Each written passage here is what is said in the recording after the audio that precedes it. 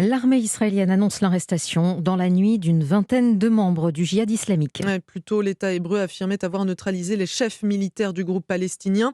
Le ministère de la Santé à Gaza affirme que 32 personnes, dont 6 enfants, ont péri depuis vendredi dans des frappes israéliennes faisant plus de 200 blessés. Mais Israël conteste ce bilan et assure que plusieurs enfants palestiniens ont été tués hier soir par un tir de roquette raté du djihad islamique. Quoi qu'il en soit, c'est la pire flambée de violence dans la région depuis la guerre éclair de l'an dernier.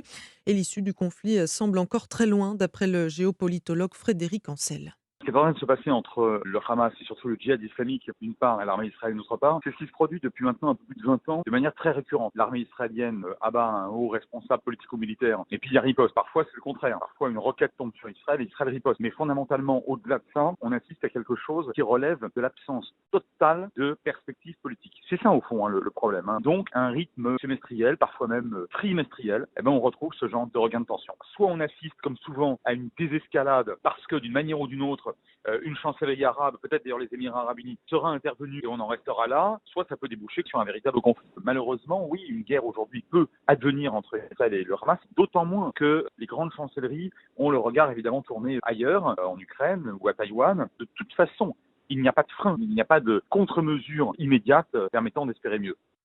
Frédéric Ancel, interrogé par Alexandra Gégy.